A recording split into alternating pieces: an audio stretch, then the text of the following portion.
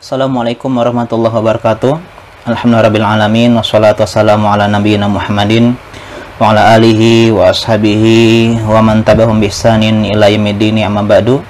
Segala puji bagi Allah Subhanahu wa taala yang pada kesempatan yang berbahagia ini Allah Subhanahu wa taala masih memberikan kita kesempatan untuk belajar bersama, terutama mengkaji fikih muamalah yang berkaitan dengan halal dan haram, karena inilah sebenarnya yang menjadi dasar, ya, yang sudah menjadi dasar yang disebut dengan majelis ilmu.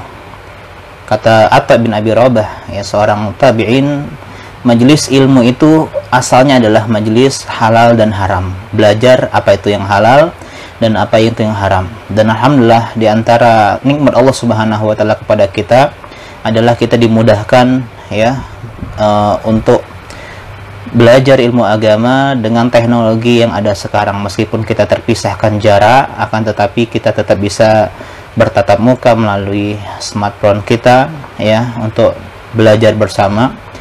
Dan kita akan mengkaji sebuah judul yang menarik sebenarnya untuk dikaji, kajian tematik yang diselenggarakan oleh KPMI, Komunitas Pengusaha Muslim Indonesia, ya, Korwil Palembang, tentang kunci-kunci rezeki di tengah pandemi. Ya, kunci-kunci rezeki di tengah pandemi. Allah Subhanahu wa taala sedang menguji kita dengan pandemi, ya. 3 bulan terakhir kurang lebih Allah Subhanahu wa taala mengirimkan sebuah, ya, virus, ya, corona, yang semuanya adalah takdir Allah Subhanahu wa taala kepada kita sebagai bentuk ujian, sebagai bentuk, ya, bala, sebagai bentuk musibah, yang ini adalah sebuah kepastian dalam hidup kita. Mungkin banyak di antara kita yang tidak pernah berpikir sebelumnya akan seperti ini, tapi inilah di antara takdir Allah Subhanahu wa taala, ya, yang mana Allah Subhanahu wa taala menjadikan kehidupan ini penuh dengan ujian, penuh dengan cobaan, sehingga seseorang akan dilihat siapa yang benar dalam keimanannya, siapa yang sungguh-sungguh dalam ya, tawakalnya kepada Allah Subhanahu wa taala.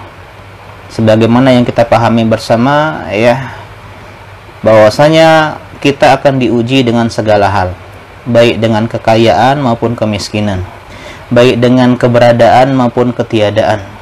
Dan banyak dalil-dalil yang tidak kita bahas di sini karena, ya, itu sudah sering kita dengar. Intinya adalah kita selalu diuji. Kita diuji dengan kekayaan agar kita menjadi hamba, apakah hamba yang bersyukur kepada Allah Subhanahu wa taala, yang menyandarkan kekayaan rezeki itu dari Allah Subhanahu wa taala.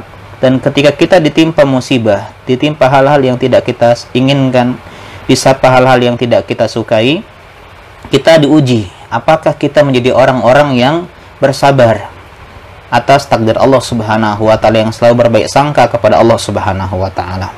Dan terutama di antara faktor yang menimpa sebagian besar kaum muslimin saat pandemi adalah krisis finansial, adalah krisis keuangan, adalah krisis yang berkaitan dengan harta. Dan ini, ya, ma'kul, ya, masuk akal, karena, ya, di masa pandemi, ya, gerak kita terbatas.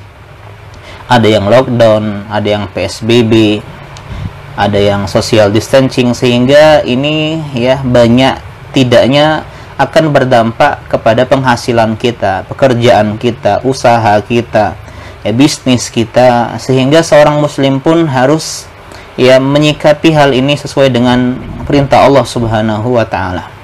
Harus menyikapi hal ini dengan seperti apa yang diajarkan oleh tuntunan Nabi kita Muhammad Shallallahu alaihi wasallam. Maka kita ada baiknya dan sepatutnya belajar tentang kunci-kunci rezeki, terutama di tengah pandemi. Jadi kita akan bahas pada kesempatan pada malam hari yang berbahagia ini tentang masalah kunci-kunci rezeki, ya, di tengah pandemi.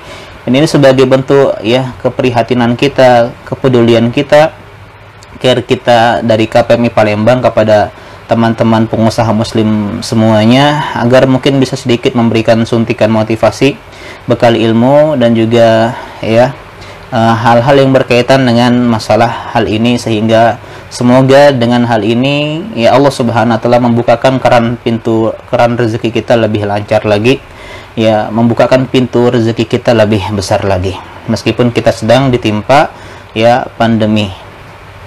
Kunci rezeki itu ada dua. Ya, kunci rezeki itu kita bagi menjadi dua. Yang pertama adalah kunci rezeki secara ukhrawi, jadi secara agama. Jadi ini yang kita akan bahas. Dan juga ada kunci rezeki secara duniawi. Ini juga kita akan bahas, tapi mungkin ya lebih sedikit ya, karena ini bagian teman-teman yang lebih berpengalaman dalam masalah ini. Hanya saja saya kumpulkan dari beberapa sumber tentang buku-buku yang berkaitan dengan kunci rezeki yang berkaitan dengan masalah keduniaan ya. Jadi kita akan bahas yang pertama dulu, yaitu kunci-kunci rezeki ya secara agama Islam, dalam kacamata agama kita. Dan saya kumpulkan di sini ada 6 poin ya, kunci rezeki ada 6 poin. Kunci rezeki yang kita singkat dengan 6B ya, 6B untuk memudahkan kita menghafal dan bisa mengamalkannya. Jadi kita singkat dengan 6B. Yang pertama adalah B, yang pertama adalah bertakwa kepada Allah Subhanahu wa taala. Ya, bertakwa kepada Allah Subhanahu wa taala. Dalam surat At-Talaq ayat kedua dan ayat ketiga kita sering mendengar Allah Subhanahu wa taala berfirman, "Wa may yattaqillaha yaj'al lahu makhraja wa yarzuqhu min haitsu la yahtasib." Siapa yang bertakwa kepada Allah Subhanahu wa taala, maka Allah akan berikan solusi dari setiap problem yang menimpanya. Ini adalah janji Allah Subhanahu wa taala. Termasuk problem yang menimpa kita adalah krisis finansial di tengah pandemi seperti ini. Maka ya kita harus memperhatikan firman Allah Subhanahu wa taala ini dalam sanubari kita, bahwasanya solusi dari segala problem keuangan, keluarga, pekerjaan dan hal-hal yang lainnya adalah bertakwa kepada Allah Subhanahu wa taala. Selanjutnya kata Allah Subhanahu wa taala, wa yarzuqhu min haitsu la yahtasib. Dan ketika kita bertakwa kepada Allah Subhanahu wa taala, maka Allah Subhanahu wa taala akan memberikan kita rezeki, memberikan kita kunci-kunci rezeki, membuka keran rezeki kita dari arah yang tidak kita sangka-sangka, dari cara yang tidak kita duga-duga. Dan ini harus kita imani. Ini membedakan seorang pengusaha muslim dengan pengusaha yang tidak beriman kepada Allah Subhanahu wa taala. Kita melibatkan Allah Subhanahu wa taala dalam segala tindak tanduk kita, gerak-gerik kita, termasuk dalam soal mencari penghasilan, mencari rezeki. Dan takwa artinya adalah kita memberikan atau menjadikan sebuah pelindung, benteng dari murka Allah Subhanahu wa taala, dari api neraka, dengan cara dua. Yang pertama adalah dengan cara kita menjalankan perintah Allah Subhanahu wa taala. Yang kedua adalah kita meninggalkan larangan Allah Subhanahu wa taala. Jadi, sebagai seorang pengusaha, ketika ditimpa ujian seperti ini, ditimpa di tengah-tengah pandemi seperti ini, seharusnya kita lebih meningkatkan ketakwaan kita kepada Allah Subhanahu wa taala. Kita lebih mendekatkan diri kepada Allah Subhanahu wa taala dengan amal-amal ibadah kita, amal-amal wajib, kita tinggalkan hal-hal yang haram, maksiat kita, dosa kita. Jadi seorang pengusaha muslim akan termotivasi dia untuk menjadikan pandemi ini sebuah kesempatan, sebuah peluang untuk lebih mendekatkan diri kepada Allah Subhanahu wa taala, lebih mendekatkan diri dengan takwa kepada Allah Subhanahu wa taala. Dalam hadis Sunan Tirmizi, Nabi SAW menyebutkan sebuah hadis qudsi yang mana kata Allah Subhanahu wa taala, "Ya bani Adam, wahai keturunan anak Adam, tafarragh li ibadati amla sadraka ghinan." Fokuslah untuk beribadah kepadaku, tingkatkan ibadah kepadaku, ibadah yang wajib dan sunnah, salat, baca Quran, puasa, sedekah dan semisalnya, maka aku pasti akan mengisi dadamu, hatimu dengan rasa cukup dan kekayaan hati. Ini kata Allah Subhanahu wa taala. Jadi bagi orang yang dia tidak melupakan ibadahnya, ya. Jadi pandemi ini tidak membuat ibadahnya semakin kendor.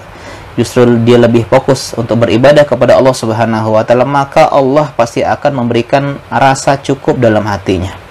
Memberikan ya kekayaan rezeki dari arah yang tidak dia sangka-sangka. Wa asudda faqraka, dan saya akan tutup, kata Allah, aku akan tutup kemiskinanmu. Saya akan penuhi kebutuhanmu. Tadi syaratnya fokus untuk beribadah kepada Allah Subhanahu wa taala. Jangan sampai pandemi membuat kita meninggalkan ibadah-ibadah wajib. Ya, kita nggak sholat gara-gara ya sibuk dengan finansial, mencari rezeki, meninggalkan kewajiban kita kepada Allah Subhanahu wa taala.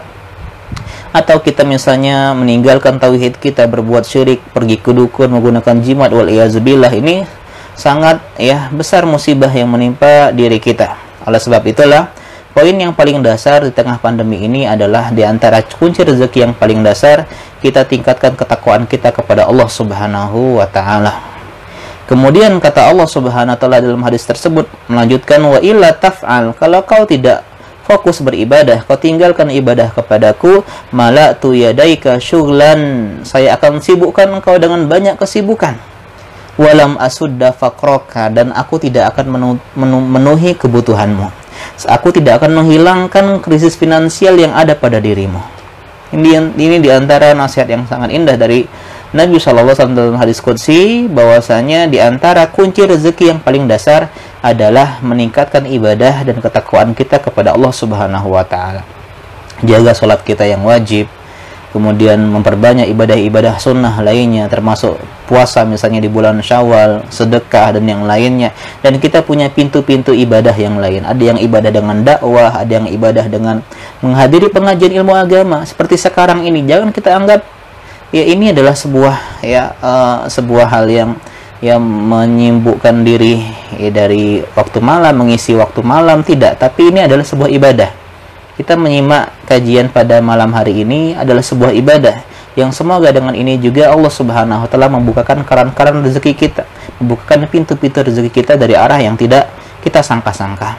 Jadi di antara hal yang keliru adalah ketika pandemi kita banyak berpikir, banyak memikir, dan tidak sibuk dengan meningkatkan ibadah. Kadang sebagian kita berpikir atau sibuk dengan memikirkan bagaimana. Padahal kata Allah Subhanahu wa taala tadi, Allah akan beri rezeki dari arah yang tidak dia pikir-pikir. Artinya nggak masuk pikiran dia.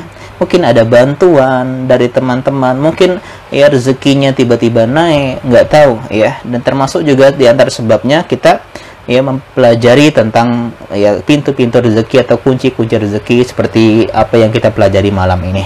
Ini poin yang pertama, dan insya Allah teman-teman semua sudah pada paham. Ini sekedar pengingat saja Kemudian poin yang kedua, B yang kedua B yang pertama adalah bertakwa, B yang kedua adalah bersyukur. Mungkin kita keheranan, bagaimana mungkin di masa pandemi seperti ini kita disuruh bersyukur. Apa yang kita syukuri?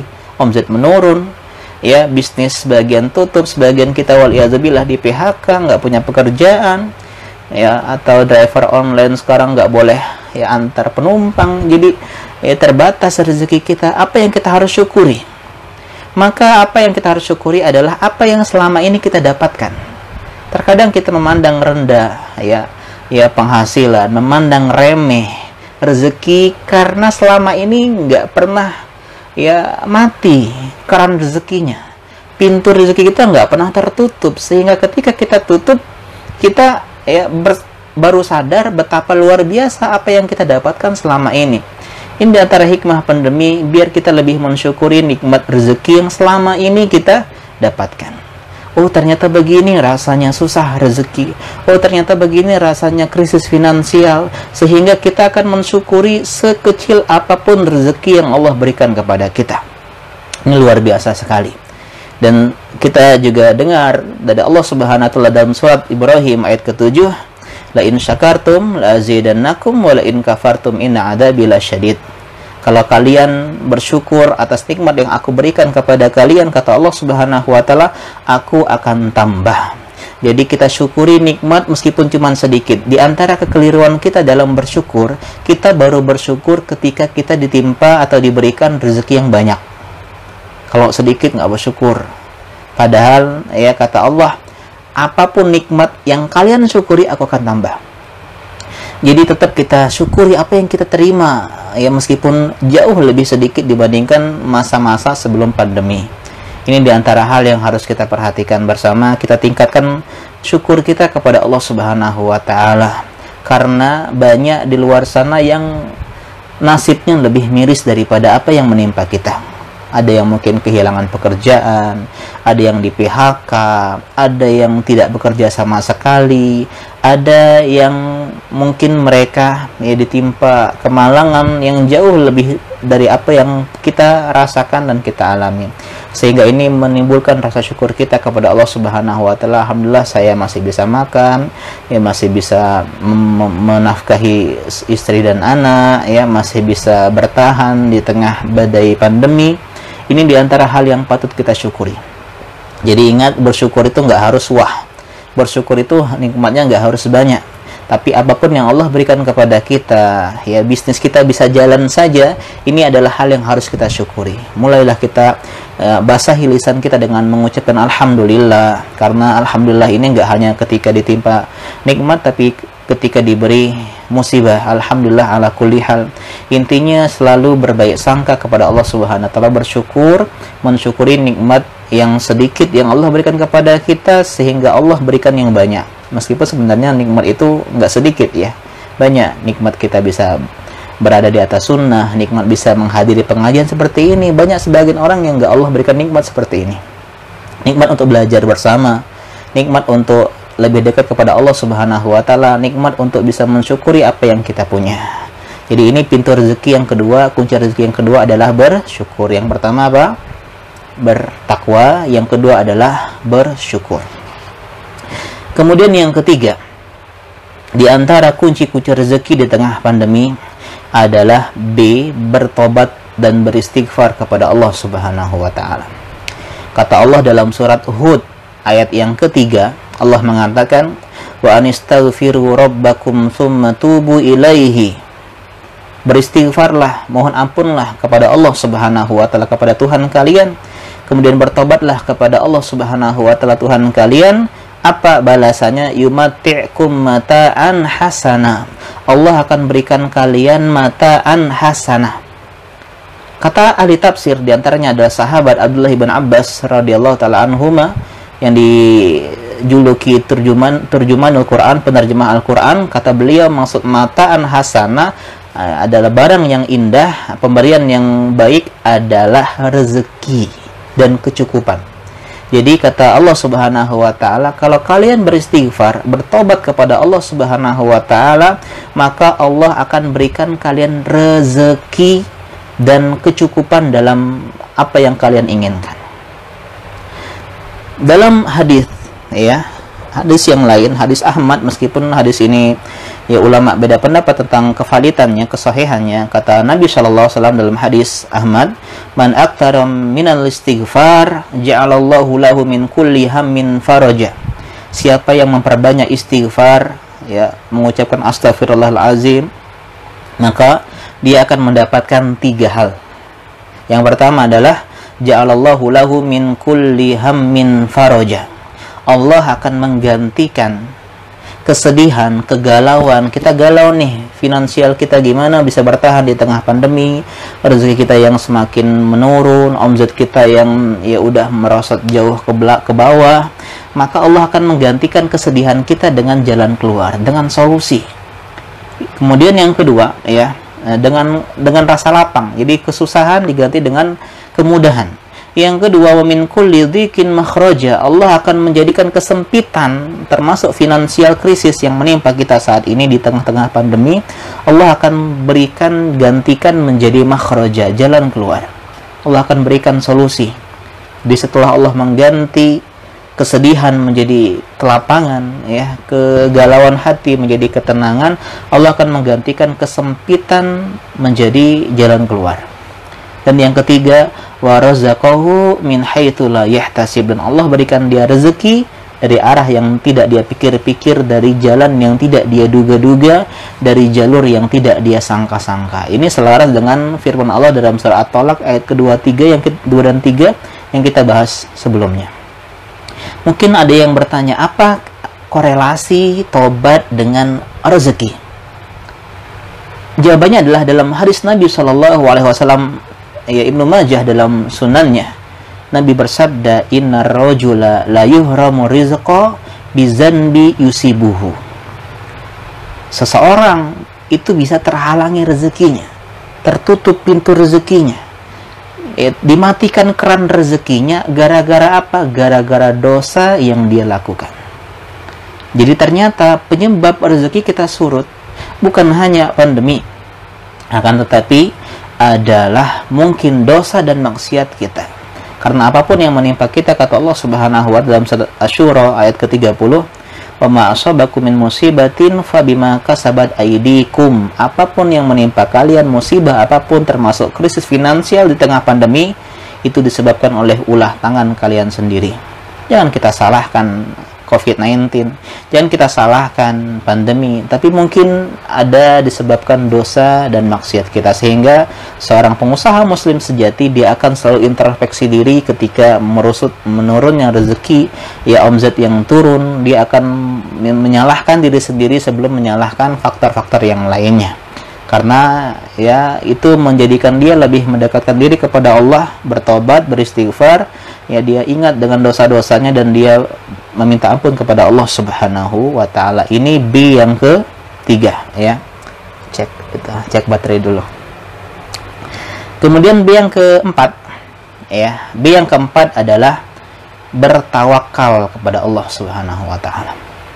Jadi bertakwa, kemudian bersyukur, kemudian bertobat, dan yang B yang keempat adalah bertawakal kepada Allah Subhanahu wa ta'ala. Apa itu tawakal? Menyerahkan hasil dari usaha kerja kita, dari ya usaha bisnis kita, dari ya wirausaha kita, pekerjaan kita kepada Allah Subhanahu wa ta'ala. Kata Allah dalam surat At-Talaq ayat ketiga, "Waman yatawakkal 'alallahi fahuwa hasbuh."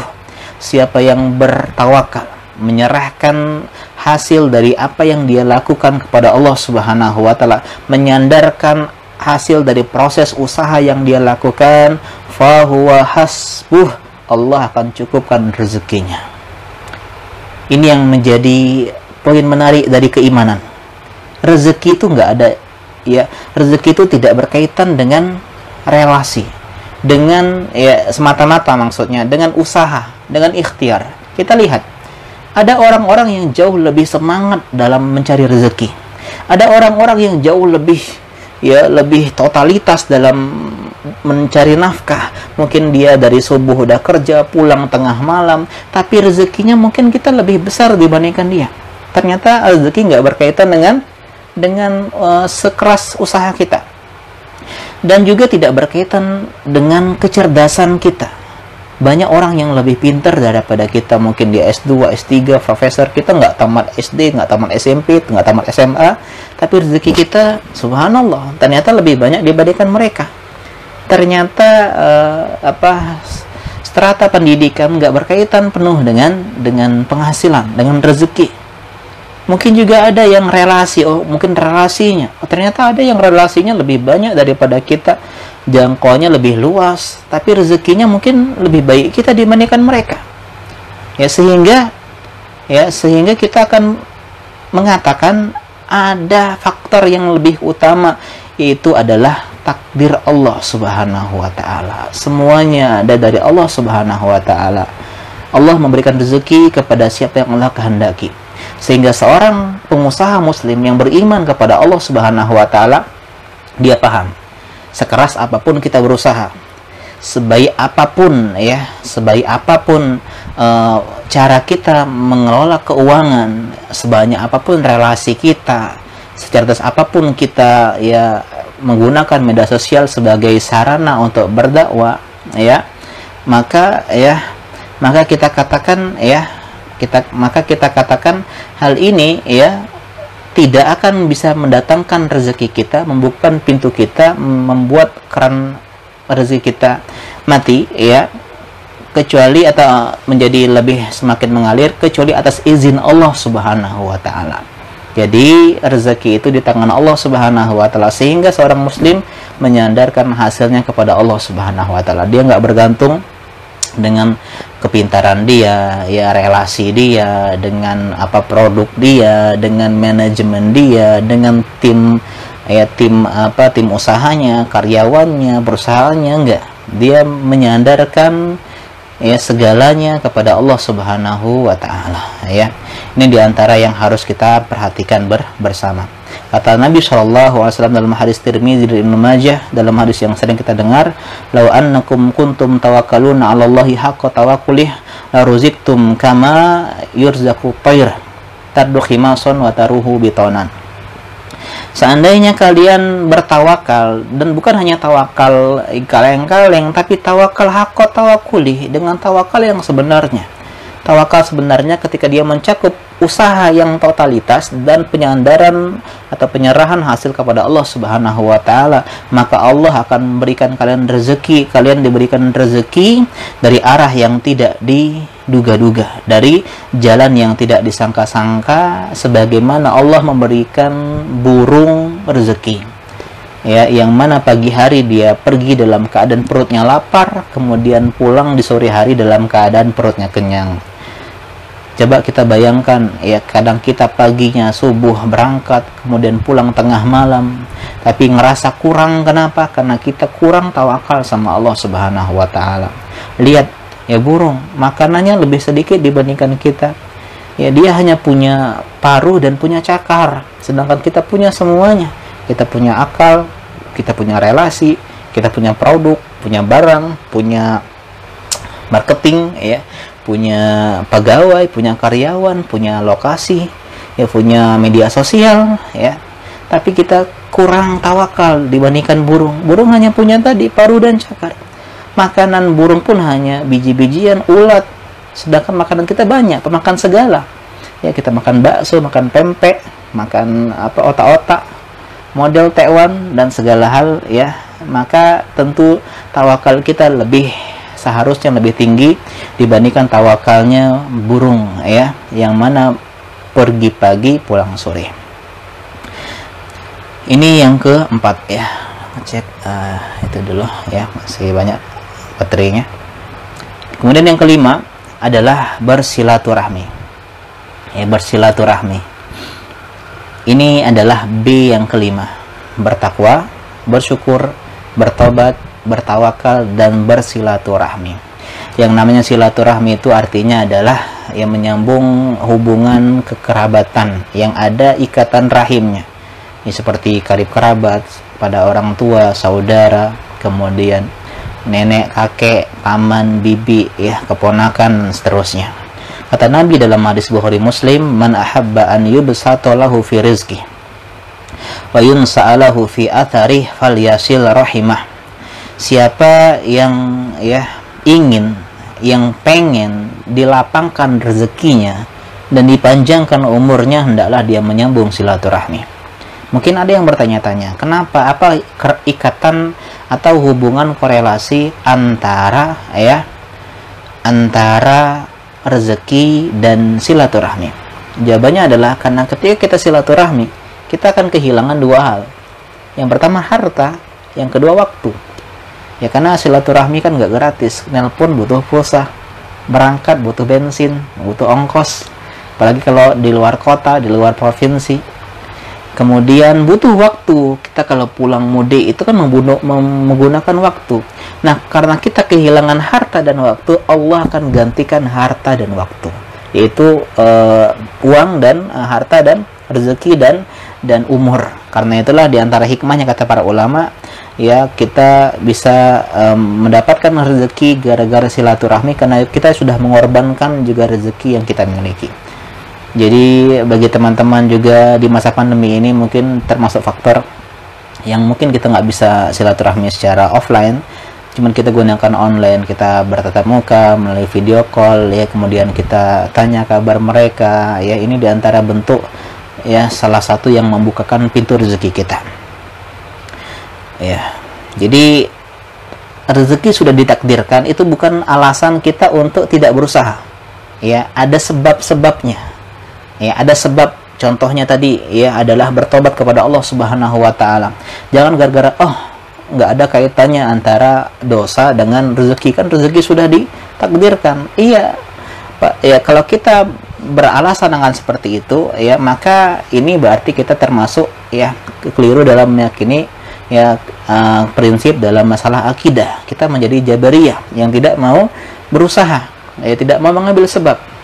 Seperti misalnya Ustaz sudah ditentukan surga neraka, kenapa takut bermaksiat? Ya, kenapa nggak dosa sama kan sudah ditakdirkan? Kenapa kita ke masjid? Ini keliru ya. Karena rezeki sudah ditakdirkan, bukan berarti kita tidak menempuh sebab-sebab ya. Karena rezeki atau takdir itu bagian dari keimanan. Cukup kita imani takdirnya, kita nggak tahu rezeki kita. Karena itulah kata Nabi SAW, fa'ajmilu fit tolab. Meskipun rezeki sudah ditakdirkan, kita nggak akan mati sebelum rezeki kita diberikan, maka fa'ajmilu fit tolab.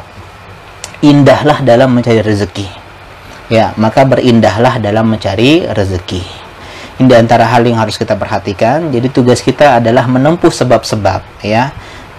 Menempuh sebab-sebab meskipun semua takdir sudah ditetapkan. Karena faktor takdir ya, itu adalah keimanan. Adapun ya sebab proses itu adalah hal-hal yang lain. Karena itulah ketika sahabat bertanya kepada Nabi tentang masalah keimanan, ya kenapa kita beramal? Ya, sedangkan semua sudah ditakdirkan.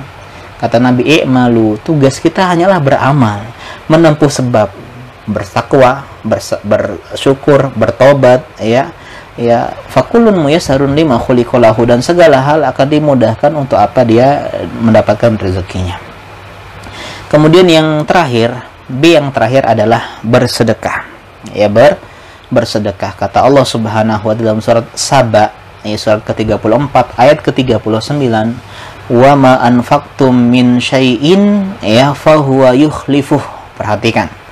Kata Allah, apapun yang kalian infakkan, apapun yang kalian belanjakan di jalan Allah Subhanahu wa taala, yang kalian sedekahkan, Allah pasti akan menggantinya. Allah pasti akan mengganti. Ya, mana qasad sadaqatun min mal, sedekah enggak mengurangi harta, kata Nabi sallallahu alaihi wasallam. Ya, wa huwa khairur raziqin, dan Allah adalah sebaik-baik zat yang memberikan rezeki. Jadi ingat, di antara hal yang terlupakan di tengah pandemi ini adalah kita meningkatkan sedekah kita. Justru unik ini. Ya, pandemi kan ya krisis finansial, kok kita bersedekah. Justru disinilah keimanan kita kepada Allah Subhanahu wa taala. Apakah kita mengimani firman Allah Subhanahu wa taala ini? Kata Nabi dalam hadis Bukhari Muslim, ya dalam hadis qudsi juga Allah mengatakan, "Ya bani Adam, wahai anak cucu Adam, unfik alaik." Berinfaklah, sedekahlah, aku ya kata Allah Subhanahu wa taala akan memberikan infak kepada kalian. Dalam hadis lain Bukhari Muslim juga kata Nabi sallallahu alaihi wasallam, "Ma min yaumin yusbihul ibadu fihi illa malakan yanzilan." Tidaklah suatu pagi melainkan ada dua malaikat yang turun. Fayaqulu ahaduhuma, "Allahumma a'ti munfiqan khalafan." Ya, salah satu malaikat berdoa, "Ya Allah, berikanlah ya di waktu pagi ini orang yang sedekah, orang yang berinfak ganti." Kemudian malaikat satunya mengatakan, wa yaqulul akhar, Allahumma a'ti mumsikan talafan. Ya Allah, ya berikanlah orang yang menahan diri, nggak mau sedekah, nggak mau berbagi, sebagai talafan, kebinasaan dan kerusakan. Kita tentu nggak mau didoakan jelek oleh malaikat. Jadi oleh sebab itulah diantara hal yang harus kita perhatikan, ya apalagi para tujar, para pedagang, kata Nabi, ya adalah orang yang lebih baik, lebih layak dan lebih patut untuk bersedekah. Karena ya dunia usaha, dunia jual beli itu rentan dengan dosa, ya dusta. Kemudian ya karena di antara tempat yang paling Allah benci adalah pasar. Sehingga kita sebagai seorang pedagang, seorang pengusaha muslim ya ingin atau perlu amal-amal yang bisa meleburkan dosa dan kesalahan kita dengan sumpah palsu yang tadi, bohong atau ya tidak jujur dalam jual beli. Di antara cara kita membersihkan kesalahan kita ketika berdagang adalah dengan bersedekah, kata Nabi Shallallahu Alaihi Wasallam. Ini adalah kunci rezeki yang ditinjau dari sisi agama. Ya, jadi yang pertama adalah bertakwa, yang kedua adalah bersyukur, yang ketiga adalah bertobat, yang keempat adalah bertawakal, yang kelima bersilaturahmi, dan yang keenam adalah bersedekah. Kemudian kita akan bahas kunci rezeki secara duniawi saat pandemi. Ya, jadi sekarang kita bicara tentang masalah kunci rezeki ditinjau dari sisi ya ekonomi atau finansial, ya keduniaan.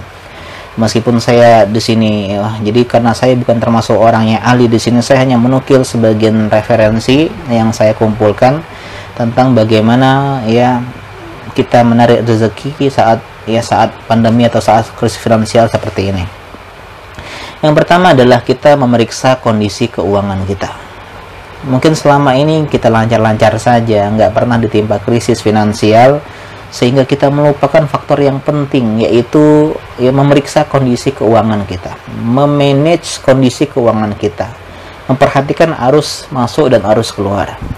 Ini penting sekali, karena dalam sebuah ucapan para ulama, ya at-tadbir nisful 'aish atau nisful ma'isyah, manajemen pengelolaan itu setengah dari penghasilan.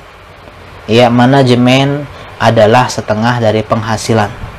Jadi perlu kita, selama ini kan kita kadang mungkin nggak mencatat ya arus masuk keluar. Sekarang cobalah kita mencatat, ya mencatat berapa penghasilan kita, pendapatan kita, kebutuhan kita, sehingga kita bisa mengalokasikan dana untuk dana-dana yang dana simpanan ya, atau dana yang cadangan dana yang bisa dibutuhkan saat tidak diduga-duga. Mungkin ada yang sakit atau waliyazubillah ada kecelakaan, musibah dan lainnya. Jadi poin yang pertama adalah mulailah ketika pandemi seperti ini, termasuk hal yang penting untuk kita memeriksa neraca keuangan kita. Ini karena ini bagian dari tadbir, bagian dari manajemen keuangan, dan ini bagian dari Islam ya. Jadi jangan dikira Islam itu nggak butuh perencanaan, nggak butuh manajemen. Bagian dari sirah Nabi itu adalah manajemen. Ya, Nabi dalam berdakwah punya manajemen. Ya 3 tahun dakwah sembunyi-sembunyi, kemudian dakwah terang-terangan. Dimulai dengan mendekati para tokoh-tokoh ya, kemudian juga dengan harta. Ini termasuk konsep, atau mencari bantuan ke wilayah-wilayah yang lain. Ini termasuk strategi manajemen. Dalam berperang pun demikian, perang Badar itu butuh manajemen. Ya, perang Uhud pun demikian. Ya, kemudian perang-perang yang lain, ketika hijrah pun Nabi menggunakan manajemen. Jadi perencanaan termasuk mengelola keuangan, termasuk hal yang masyru' yang disyariatkan, termasuk kunci rezeki. Ya, mungkin selama ini kita nggak pernah mencatat pemasukan, pengeluaran, kebutuhan. Mulai sekarang berusahalah kita untuk mencatat biar kita tahu, oh ini nggak dibutuhkan, oh ini ternyata ya bisa dipres dan semisalnya. Ini poin yang pertama, memeriksa kondisi keuangan atau mengatur ya arus masuk keuangan. Kemudian poin yang kedua, setelah kita memeriksa kondisi keuangan ya, yang kedua adalah kita meminimalisir pengeluaran atau berhemat dalam pengeluaran. Kenapa? Karena kata Nabi SAW, kita nanti di hari kiamat tidak akan bergeser telapak kaki kita sampai kita ditanya tentang 4 atau 5 hal. Di antaranya adalah an-malihi, tentang harta kita. Ya, fi min aina iktasab wa fi ma anfaqah, dari mana kita dapat dan untuk apa kita belanjakan. Jadi seorang muslim sejati akan memperhatikan arus pengeluaran harta yang dia gunakan, terutama di saat krisis seperti ini untuk apa? Mungkin selama ini kita membeli sesuatu yang kita inginkan, bukan yang kita butuhkan. Sehingga seorang pengusaha muslim sejati, dia akan memperhatikan apa yang paling penting untuk dibeli, dan dia akan meninggalkan yang tidak penting untuk dibeli. Dan ini termasuk kekeliruan kita dalam mengatur keuangan ya. Dan juga kurangi membeli barang-barang, kata para ahli, yang mudah turun harganya, seperti alat elektronik atau hal-hal yang lainnya ya. Dan juga waspada dengan little stuff means a lot ya. Ini bahasa dusun ya, dusunnya David Beckham ya. Maksudnya barang-barang sedikit bisa berarti. Maksudnya terkadang kita nih membeli sedikit, tapi lama-lama jadi bukit. Jajan misalnya, setiap hari kita jajan, ternyata kalau dikumpulin tuh bisa 300.000 sebulan, bisa 500.000 sebulan. Yang sebenarnya itu kalau kita tadi catat, kalau kita periksa kondisi keuangan, itu adalah hal-hal yang sebenarnya bisa kita face, bisa kita kurangi, bisa kita berhemat. Selama ini kita nggak sadar gara-gara kita nggak ditimpa krisis. Karena itulah pandemi seperti ini adalah sebuah hikmah kita sebagai pengusaha muslim untuk kembali menjadikan keuangan kita sehat. Jadi jangan sampai besar pasar daripada tiang, kata peribahasa ya. Jadi intinya yang kedua, kita hemat-hemat ya, karena sebagai seorang pengusaha muslim itu kan memahami arti hisab. Semua akan dihisab oleh Allah Subhanahu wa taala. Apa yang kita beli, apa yang kita belanjakan, ya, baju kita yang sekian, atau misalnya sepatu bola kita yang sekian, atau apalagi perempuan ya, tas-tas yang sekian. Padahal yang dibutuhkan mungkin cuma 1, 2, atau 3 saja. Ini akan dihisab oleh Allah Subhanahu wa taala. Karena itu dalam sebuah hadis dikatakan orang kaya itu, ya, orang miskin akan lebih lama masuk surga, duluan masuk surganya beberapa tahun dibandingkan orang kaya, karena hisabnya lama. Jadi ya, kondisi finansial atau pandemi seperti ini mengajarkan kepada kita untuk lebih memperhatikan lagi apa yang kita belanjakan, apa yang kita beli, apa yang kita beli selama ini, apakah itu benar-benar berguna, mendesak kebutuhan, ataukah cuma sekedar fashion, keinginan, atau gaya hidup yang mahal. Itu poin yang kedua. Kemudian kita setelah bicara tentang meminimalisir pengeluaran, kita juga fokus kepada pendapatan. Bagaimana mengembangkan pendapatan di tengah pandemi ya. Di antaranya poinnya adalah mencari peluang bisnis, karena kreatif dan inovatif ini adalah ruh jual beli ya. Jadi meskipun saya kuliah jurusan agama, tapi termasuk orang yang suka baca-baca buku bisnis, meskipun masih teori ya, prakteknya masih belum berhasil ya, jualan masih nggak lancar.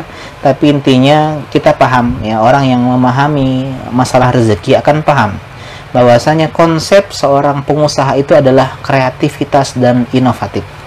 Dia selalu dinamis, nggak stuck. Ketika pandemi seperti ini, otak seorang pengusaha muslim yang cerdas akan mencari peluang bisnis baru.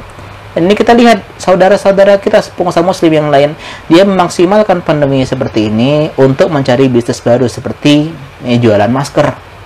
Itu banyak tuh kan berita-berita, dengan jualan masker dapat omset sekian juta. Ini Masya Allah, ini diantara kreativitas.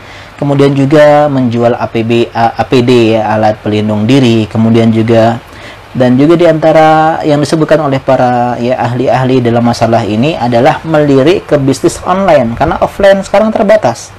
Karena sudah ada social distancing ya, lockdown, stay at home ya, PSBB dan hal-hal yang lainnya yang otomatis mengurangi ya transaksi offline.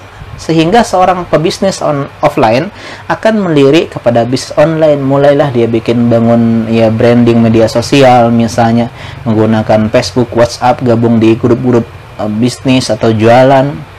Karena dia yang selama ini offline, akhirnya dia berkreatif ya, berinovasi untuk menjamah ya daerah-daerah atau transaksi bisnis online. Jadi penting sekali, apalagi zaman sekarang sudah mulai online ya. Jadi di antara juga termasuk pengembangan pendapatan, penghasilan adalah mencari peluang bisnis seperti ini. Nggak harus besar ya, tapi kecil-kecil, tapi kontinya itu lebih dicintai oleh Allah Subhanahu wa taala. Ahabul a'malu ilallah adwamuha wa in qalla.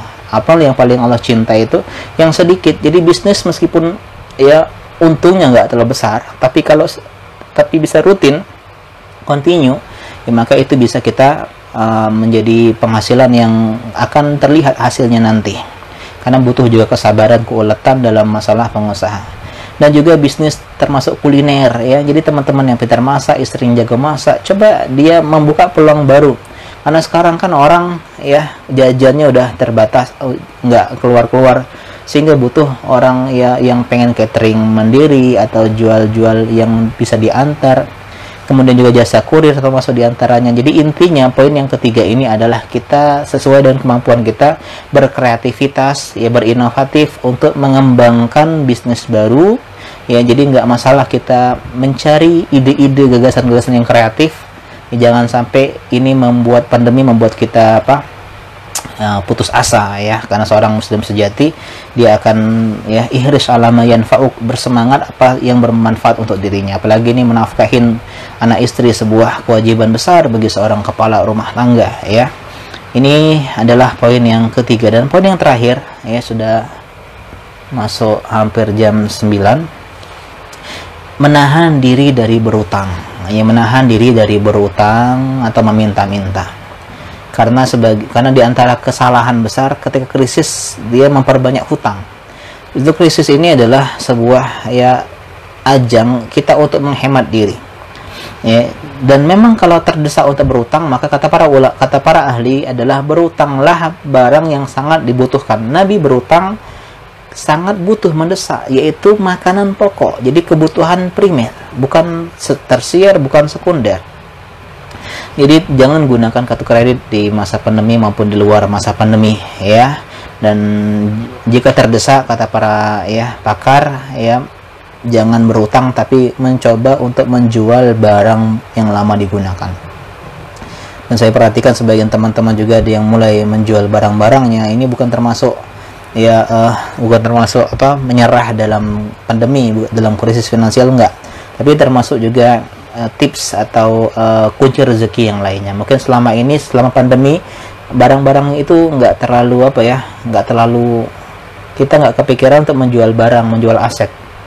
Tapi ketika pandemi, kita akan berpikir, oh ternyata ada barang-barang yang daripada memperlama hisap ya kita jual, ya seperti baju-baju lama yang tidak terpakai atau alat elektronik yang sudah tidak digunakan tapi masih memiliki nilai jual, maka nggak ada masalahnya kita untuk ya menjual barang tersebut. Jadi poin masalah kunci rezeki dalam sisi ya duniawi ini mungkin teman-teman pengurus KPMI Palembang lebih jago ya, lebih ahli, karena beliau berbicara bukan hanya teori tapi juga praktisi, dan mungkin kedepannya bisa diusulkan membahas secara lebih spesifik tentang manajemen keuangan di masa pandemi yang bersifat duniawi. Adapun ukhrawi sudah kita bahas tadi, di antaranya bertakwa kepada Allah Subhanahu wa taala, dan ingat sebagian kita ini hanya bersandar kepada kunci-kunci sebab-sebab duniawi saja. Dan ini keliru. Seorang mukmin, pengusaha muslim sejati, dia harus lebih fokus kepada kunci-kunci rezeki yang bersifat ukhrawi. Dia tingkatkan ketakwaan, bertakwa, bersyukur, bertobat, bertawakal, kemudian dia bersilaturahmi, serta dia bersedekah. Ini diantara kunci-kunci rezeki yang mungkin banyak sekali kita yang masih kurang dalam masalah ini ya. Masih kurang dalam masalah ini. Jadi intinya kita introspeksi diri ya, mungkin diantara ya kita melupakan kunci-kunci rezeki yang sudah kita pelajari pada malam hari ini. Dan akhir kata kita berdoa kepada Allah Subhanahu wa taala ya, semoga Allah Subhanahu wa taala ya bisa mengangkat segera ya, dengan segera mengangkat pintu rezeki ya, mengangkat wabah ini dan membuka pintu-pintu rezeki kita dan menghilangkan krisis finansial yang ada pada diri kita ya. Dan kita mungkin kepada kunci kepada tanya jawab ya. Ini ada pertanyaan dari teman-teman, rezeki yang tersumbat lantaran dosa maksiat tadi, apa nggak bakal sampai saat kita nggak bertobat lalu mati? Bukannya rezeki itu sudah pasti sampai ke makhluk seperti halnya kematian ya. Iya, masalahnya adalah kita tidak tahu ya rezeki kita tuh bagaimana ya. Jadi ya, rezeki itu adalah bagian dari takdir, hanya saja kita nggak tahu takdir kita bagaimana. Karena itulah kita menempuh kata Nabi tadi, fa'ajmilu fit tolab. Ketika Nabi berbicara tentang engkau nggak akan mati sampai kau mencakup semua rezekimu, maka ambillah rezeki dengan cara-cara yang indah ya. Jadi meskipun rezeki kayak gitu, tapi dosa dan maksiat, dosa dan pahala itu beda. Ada sebuah kisah, meskipun kisah ini juga dikritik oleh para ulama, dan sering saya sampaikan kisah ini di kajian KPMI Palembang ya. Kisah Ali bin Abi Thalib dengan seseorang ya yang meminta sedekah. Jadi dia minta sedekah. Jadi Ali bin Abi Thalib pernah singgah di sebuah tempat ya. Kemudian dia berjumpa dengan seseorang yang dia butuh bantuan, yang minta sedekah. Kata Ali bin Abi Thalib, ya nanti ya, tunggu sebentar. Ali bin Abi Thalib sholat dulu di masjid tersebut. Ya, ini atau seperti ini ya. Kemudian orang tersebut tidak sabar. Akhirnya dia mencuri tali kekang ontanya Ali bin Abi Thalib. Ya. Jadi orang tersebut dia mencuri tali kekang untanya Ali dan dia jual di pasar seharga kurang, kalau nggak salah 2 dirham. Ya, seharga 2 dirham. Kemudian ya ketika Ali selesai sholat, dia lihat orang tersebut sudah nggak ada, padahal Ali mau sedekah 2 dirham. Ya, Ali mau sedekah sebesar 2 dirham kepada orang tersebut. Akhirnya karena nggak ada tali kekang untanya nggak ada, dia utus budaknya ke pasar untuk membeli tali kekang. Ya, kemudian didapatinlah tali kekang di pasar. Ketika datangin kepada Ali heran, ini tali kekang dia. Ya, kemudian didatangilah ke pasar, ditanya pada penjual tersebut, oh barusan ada yang jual tali kekang ini kepada saya sebesar 2 dirham. Kata Ali bin Abi Thalib, ya orang tersebut nggak sabar. Ya, jika dia sabar, dia akan mendapatkan 2 dirham yang halal, tapi dia memilih 2 dirham yang haram. Jadi rezekinya sama, tapi cara yang dia tempuh ini berbeda, sesuai dengan usaha yang tentu Allah takdirkan kepada kita. Jadi intinya ya, kita ya rezeki yang tersumbat karena dosa, ya artinya terhalangi karena dosa, itu tidak bertentangan dengan konsep rezeki adalah takdir. Ya, jadi sederhananya begini, kita ditakdirkan ya, kita itu rezekinya sekian. Jadi kan rezeki itu bisa berubah, ya bisa berubah. Kata para ulama, rezeki yang ada di dalam kandungan dengan di Lauhil Mahfudz ya itu bisa berbeda, tapi perubahan tersebut sudah tercatat di Lauhil Mahfudz. Contoh, doa menghalangi takdir.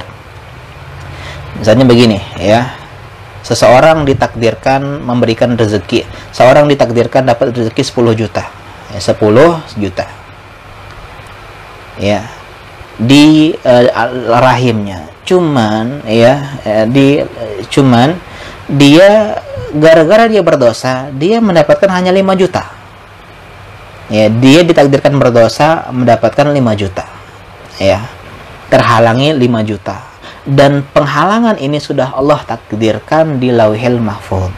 Sama seperti orang diberikan umur 5 tahun di umur rahimnya, ya di rezeki, di takdir rahimnya, takdir umri. Kemudian dia ditakdirkan silaturahmi sehingga panjang umurnya. Dan penambahan umur ini pun sudah ada di Lauhil Mahfudz.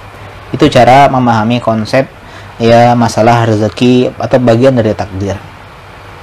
Yang kedua, sedekah ke orang lain atau cukup sedekah ke keluarga yang berada di bawah tanggung jawab kita, Ustadz, seandainya harta kita pas-pasan. Iya, jika harta kita pas-pasan, ya maka kita mengedepankan yang lebih afdol, sedekah kepada ya keluarga kita. Jadi memberikan hadiah kepada istri, kepada anak, ini termasuk ya sedekah yang paling afdol. Ya. Akan tetapi seandainya bisa menggabungkan, maka tidak masalah dia gabungkan antara orang lain yang juga lebih butuh dan pada keluarga kita. Ya, sebagian kita ini kadang ya mau memberikan harta kepada keluarga kalau zakat, ini salah. Zakat itu untuk orang lain. Kalau sedekah untuk keluarga. Bedakan sedekah sama zakat. Nggak boleh kita memberikan zakat kepada anak kita, kepada istri kita, kepada orang tua kita yang jadi tanggungan kita. Berarti kita ini terkadang ngasih karib kerabat hanya ketika mau zakat fitri. Ini keliru. Ya, seorang pengusaha muslim yang baik, yang bersedekah, dia bersedekah kepada keluarganya terlebih dahulu, karena ini termasuk juga peluang dalam berdakwah. Ya, jadi boleh saja kalau dia nggak sedekah sama yang lain, dia cukup sama sedekah sama keluarga. Ustaz, tolong jelaskan rezeki istidraj. Kenapa orang kaya maksiat malah rezekinya tetap banyak? Ini istidraj, ini sudah dijawab sendiri ya. Jadi konsep awalnya ya, rezeki itu dihalangi gara-gara dosa. Tapi Ustadz, ada orang-orang yang dia berdosa rezekinya lancar. Ini yang namanya istidraj, penundaan hukuman. Ya, penundaan hukuman. Kita alhamdulillah kita berdosa, Allah hukum langsung dengan berkurangnya rezeki, dengan tertutupnya pintu rezeki. Orang yang tidak dihukum, maka hukumannya akan disimpan. Ketika hukumannya udah banyak, langsung bangkrut sekalian, atau di akhirat nanti langsung binasa. Jadi jangan sampai kita iri, hasad sama orang-orang lain yang dia ibadahnya ya nggak jalan, maksiat lanjut, tapi rezekinya semakin dilapangkan. Ingat bahwasanya rezeki itu bukan hanya harta, tapi ketenangan hati. Mungkin mereka ya kaya, tapi hati mereka nggak tenang. Ya, tapi hati mereka takut, mereka nggak bahagia, mereka merasa kurang, rumah udah gede kurang. Sedangkan kita mungkin sederhana, tapi hati kita merasa cukup. Ini kekayaan hati yang sebenarnya. Laisal ghina an kathratil ard walakinnal ghina ghina nafs, kata Nabi. Kekayaan sebenarnya bukan kekayaan harta, tapi yang benar adalah kekayaan hati. Jadi jangan melihat dengan orang itu enak, enggak, belum tentu enak. Karena rezeki itu bukan hanya soal harta, tapi keluarga yang harmonis, anak yang berbakti, rekan kerja yang baik, sahabat, keluarga, hidayah, hadir pengajian, ini rezeki yang lebih luar biasa. Jadi jangan hanya melihat rezeki dari sisi materi saja, ya. Tapi mereka dihukumnya dari sisi yang berbeda, dan sisi yang lebih besar itu adalah hukuman seperti itu malah. Kemudian selanjutnya, dalam manajemen keuangan di masa pandemik, apakah boleh kita mengeluarkan infak lebih dari 50% penghasilan? Masya Allah. Ya, sebenarnya ya soal sedekah itu boleh berapa saja. Cuman ada hal yang harus kita perhatikan, yaitu kewajiban kita menafkahi. Jangan sampai sedekah kita membuat keluarga kita yang jadi tanggungan kita terlalaikan. Jadi tetap boleh ya, silakan mau sedekah 50%, 60%, tapi dengan syarat kewajiban seorang suami yang menafkahi anak istri sudah ter-backup ya, sudah tertutup ya, sehingga itu menjadi kewajiban kita yang sudah kita penuhi. Jadi jangan sampai sedekah sana sini tapi istri ngutang beras sama tetangga, ini enggak diperbolehkan. Salah konsep, mendahulukan yang lebih wajib dibandingkan yang sunnah. Karena sedekah itu sunnah, sedangkan menafkahin itu wajib. Bahkan nafkahin itu benar-benar teman-teman ya, poin yang sangat penting sekali ya. Haji, kita nggak wajib nabung atau mencari uang untuk haji, nggak wajib.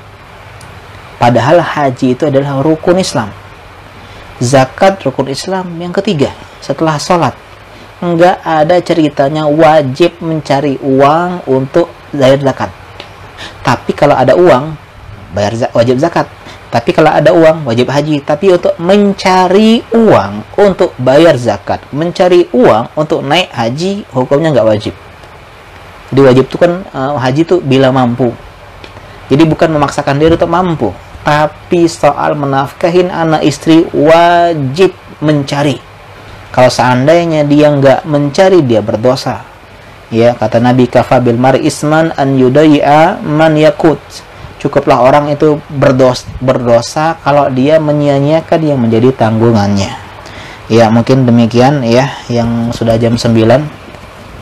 Nggak ada pertanyaan lagi ya, dari pengurus ya. Mungkin kita tunggu kalau ada pertanyaan lagi. Jadi yang bertanya silakan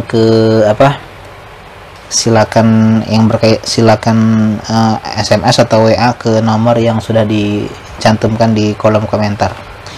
Ya, demikian mungkin yang bisa saya sampaikan. Terima kasih bagi teman-teman yang sudah support ya untuk share dan juga menyimak. Semoga ini menjadi pemberat amal kebaikan kita, dan saya berdoa kepada teman-teman ya semua pengusaha muslim dimanapun berada ya, agar Allah mudahkan dan lancarkan ya keran-keran rezekinya.